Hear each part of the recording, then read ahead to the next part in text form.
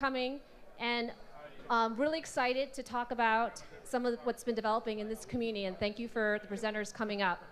So what I want to first do is just talk about how we came to be and how we came to this discussion. When I met and when I've been meeting a lot of the people in the community here, I've been very surprised and also very excited to see how much interest, how much enthusiasm there is in this community. And so I'll go back to the first conversation I actually had with Gavin McDermott, who was in our last session, and he's going to be presenting soon. And we talked about a number of the challenges that we were facing. So as BlockCypher, we have Grin, and a lot of our customers were miners who were trying to get their money out, very simply into wallets. But we needed a way to integrate with those wallets as well as exchanges. And because of this decentralized community, which is great, not all of these integrations obviously were built. So what Gavin and I talked about was this need to really have a way of sort of loosely coordinating some of these integrations and loosely coordinating these. Use Grin. Where is Grin going to be adopted? And this is where we talked about some of the communities like in Venezuela or other places in the world where actually using the coin is more important than just holding it. Holding it's great, but we want usage for Grin. And so if we were to get this Grin out to places in Venezuela or Indonesia, how are you going to localize that? How are you going to translate that into Spanish or other languages? And then how do you get that and feedback, if there are any changes that need to be made, back to Grin development?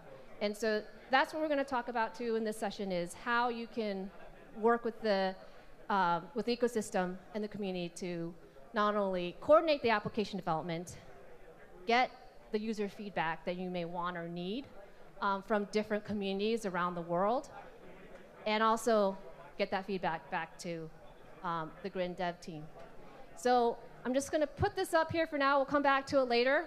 But there are a number of resources that you can go to first of all, see what's out there in terms of the existing projects, coordinate and track some of the projects you want to put together, join the discussion, so on a regular call, or discussion forum, talk to others who want to do the same thing, and then get updates. So you come to grinconUS to see what the agenda for today is. I encourage you to sign up for our newsletter on our website, and we'll continue to provide updates on what we're doing with this community throughout the years. So what I want to do is now just introduce some of our presenters, starting with Gavin from IDO, Jasper from Wallet 713, Steve It from Superlinear, and then finally David Burkett, who's going to talk about grinplus. So let's start with Gavin, and I'm going to hand it over to Gavin. And then also we have a Q&A panel, just to do a quick intro to our Q&A panel headed up by Brayton here, so that we have some seed questions, and then we'll open up to the audience.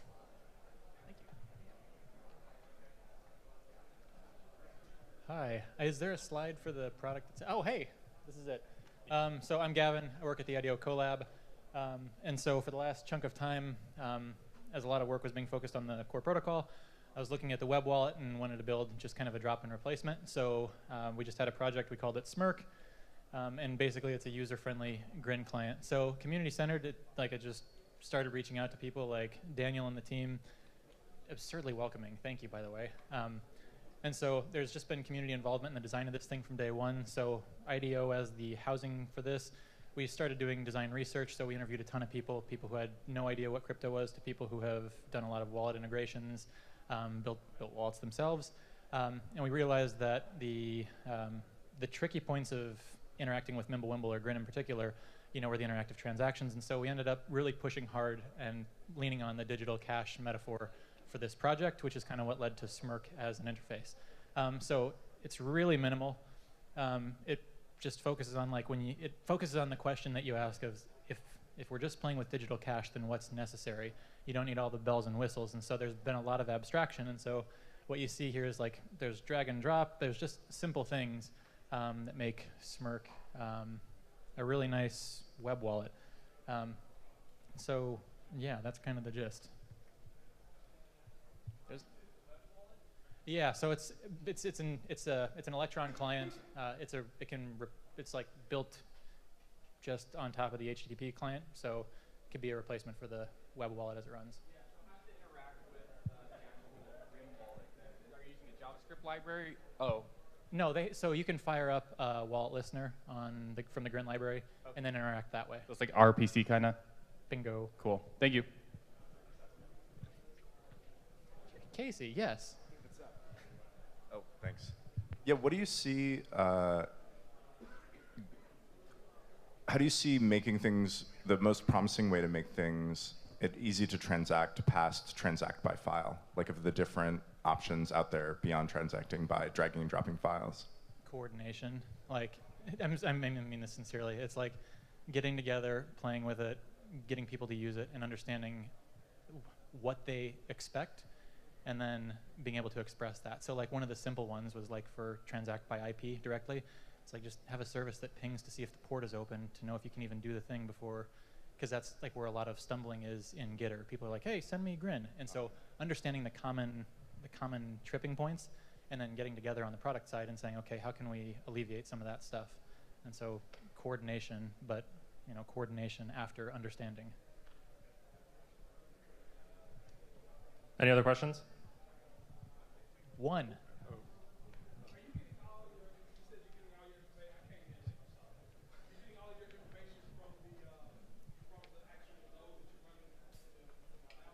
Yeah, you run a node locally.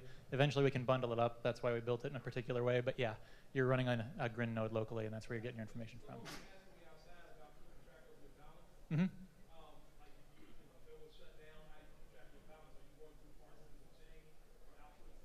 Not yet. It's built in a way that like we can get into that stuff later probably.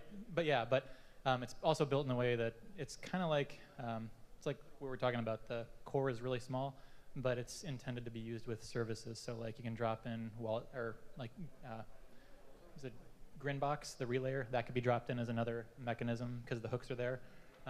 So yeah, we'll talk though. Okay.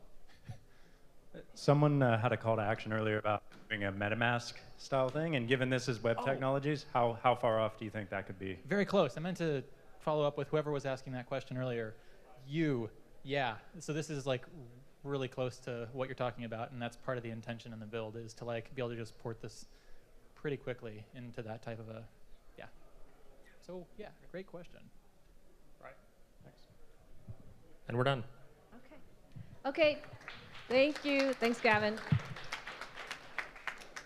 And so for the next wallet that we'll feature, we'll hand it over to Jasper, talk about wallet 713. And Daniel.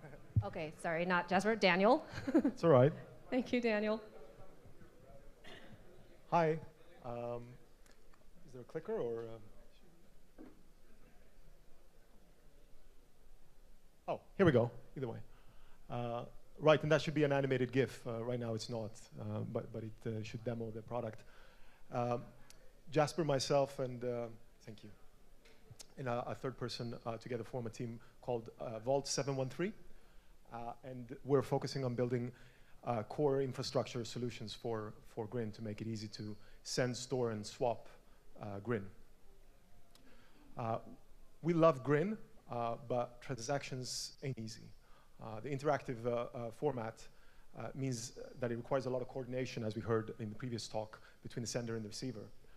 Grinbox is a transaction protocol that is 100% free and open source that makes it easy for you to send and receive Grins with other parties.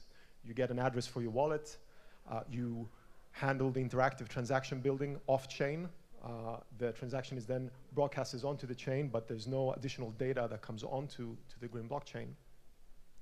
And it's completely async. You don't need to be online at the same time.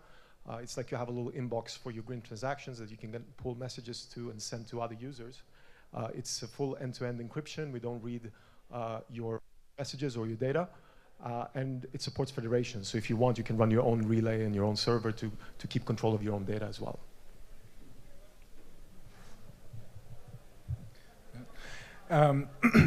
Yeah, so the thing is with Grinbox, we basically allow or enable all these advanced use cases, right? Because normally if you're transacting or, for example, if you're doing atomic swaps, then you have to send around a lot of files, which is not really practical. So with Grinbox, we try to, make it way easier. And one of the things we recently added was transaction proof. So basically, if you do a transaction with Grinbox, you automatically store basically the signed message, and it allows you to afterwards to export this proof and send it to anyone who claims that that you didn't send them money.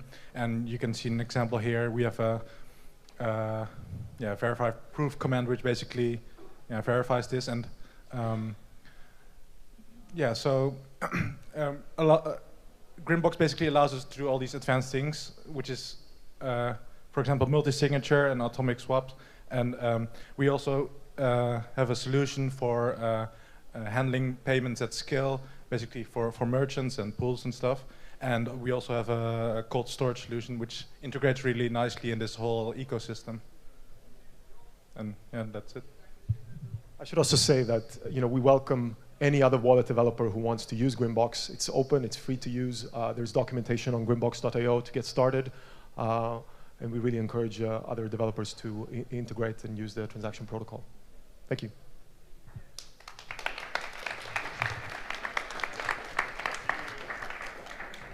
Any plans to make it so I don't need to use command line? Yes, absolutely. We definitely want to get to a GUI, but at the moment, our kind of key focus is on infrastructure, making sure the transaction really works and performs, making it easy for other wallet developers to integrate as well. We have Wallet 713. We're going to be building on top of Wallet 713, enabling atomic swaps and cold storage solutions and merchant payments available as extensions and modules. But the key here is to kind of just get the pipe work for Grin established first.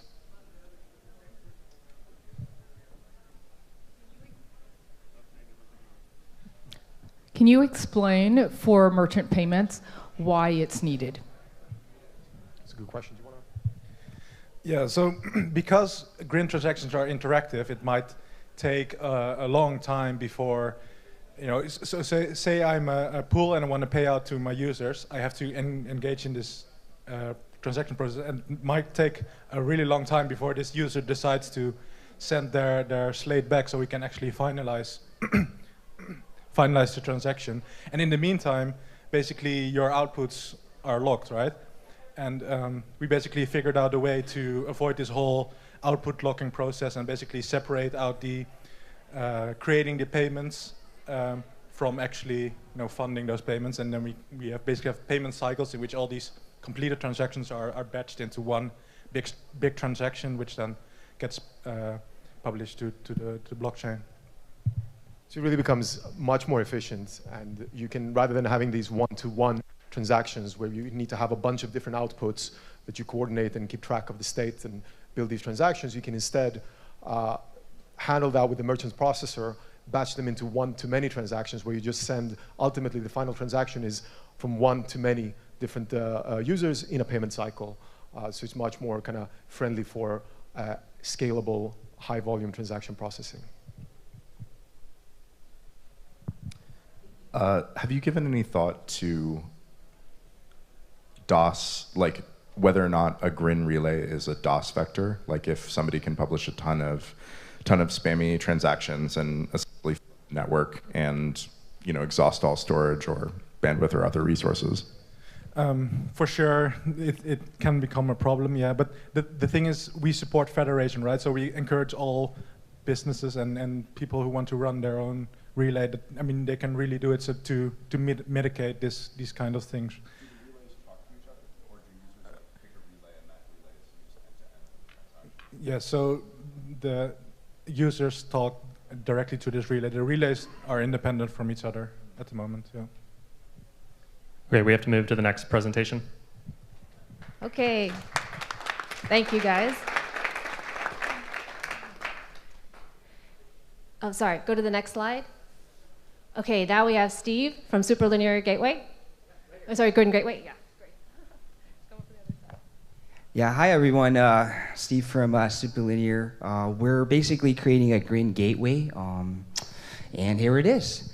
Yeah, so a couple months ago, we were looking at Grin and we're like, how is anyone supposed to send this thing? And it's like a command line, and we're like, okay, well, maybe we could figure out how to solve this so we can get this up and running, serve the community. So we built an open source, multi-platform, basically a wallet that is very simple to transact.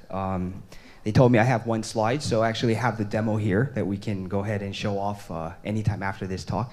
But basically, it's like a drag and drop system where you can just interact with somebody. We even created something that we call a dancing QR code, which actually turns the slate file into a graphical GIF, and you can just send this GIF through any messenger that you like.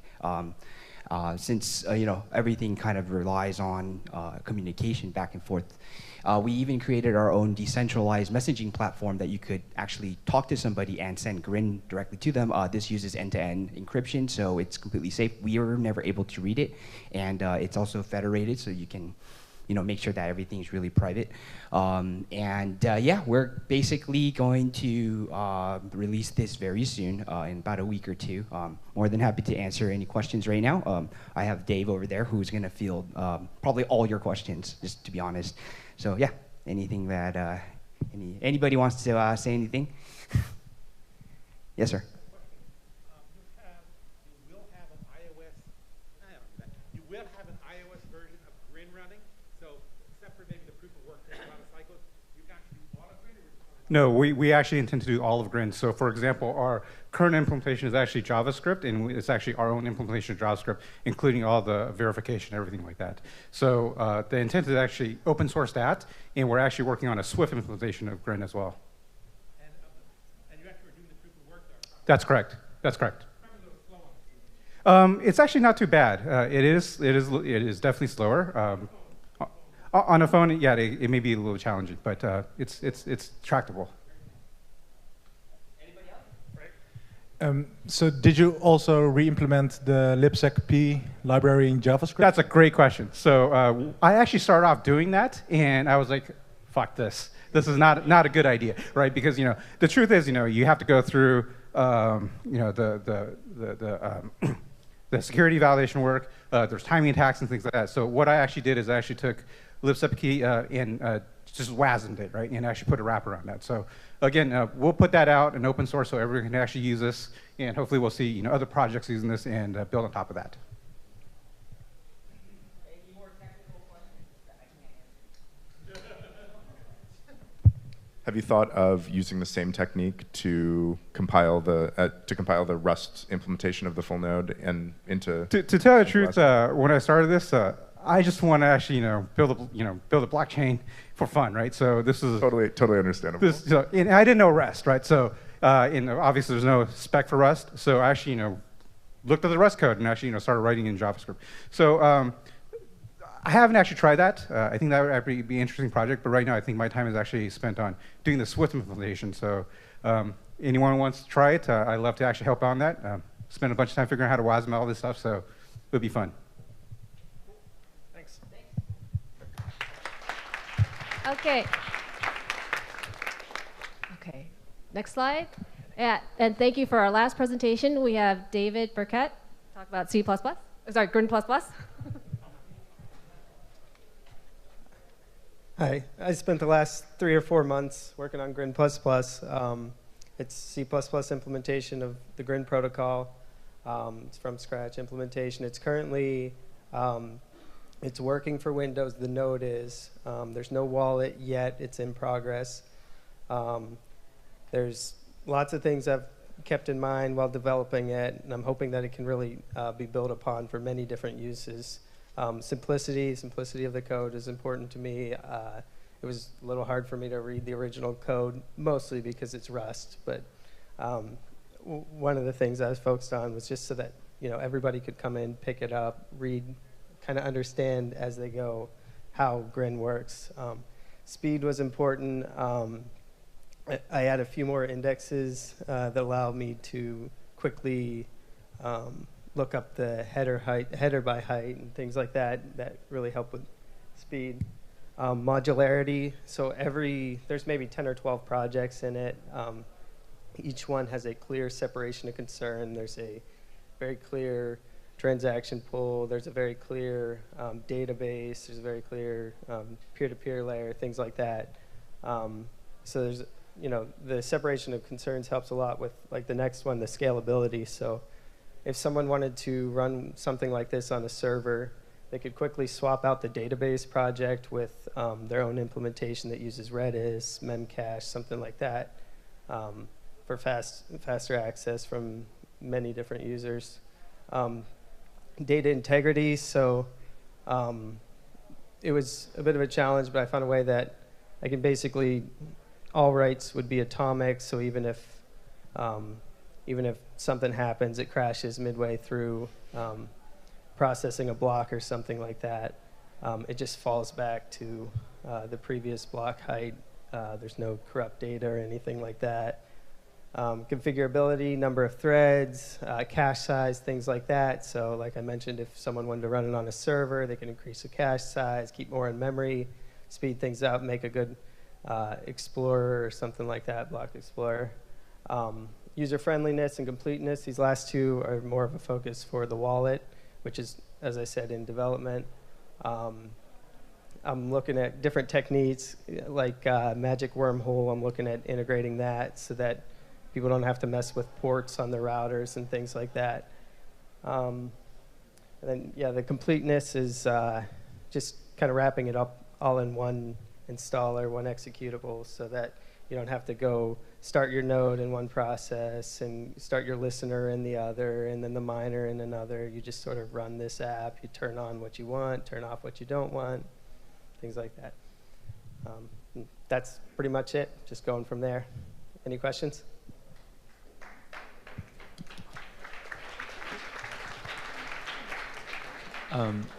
This is great you're doing this. Like Windows users are in general treated as second-class citizens in crypto.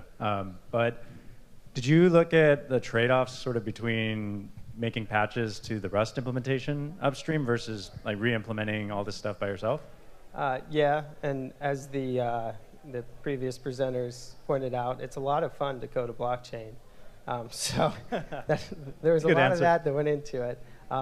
Also, I felt like I was a little guy amongst a bunch of big dogs in the Rust code. I didn't want to go start messing with a bunch of things, break everything, whatever. So it just felt like the right thing to do, just go start fresh, go.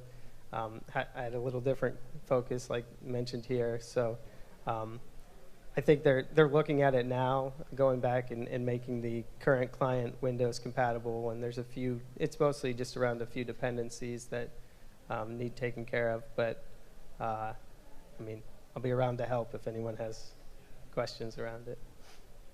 Great. Any more questions? Yeah, right here. I'm really excited about the magic wormhole thing. Maybe you can like speak to it a little bit. Also, any resources, anything that's been helpful for you. I'd be really curious to hear about it. I mean, magic wormhole, just kind of a way that two parties, as long as they can communicate privately, securely, can share a few keywords that allows them to connect directly without, it's a way of getting around, NAT traversal, things like that. So currently the Grin client, the main way of sending coins is through the HTTPS protocol. Just the problems with that is people don't have their ports exposed, right? They have to, now every user has to know how to configure their router so that they can receive payments.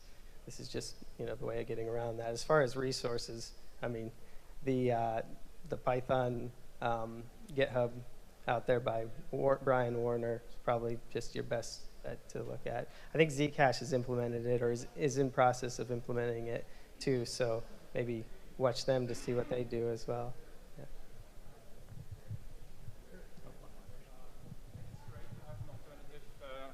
Implementation to help out to identify consensus bugs, and yours is a minority implementation, so it will not affect the network too much. Our question is regarding the speed. Have you done any benchmarking, for instance, on the initial block download to benchmark the performance advantage? I have the headers are slightly faster. I don't have the exact numbers with me. The block download, there's still something in the Rust client that is much quicker, and I don't know why. Like 50% quicker. But there's still lots of optimizations that I haven't performed yet. It's still sort of in the build it out, go back and clean it up stage. But the focus on speed was more along the underlying design, the way, like there were clear issues, and I think a lot of them have been resolved now.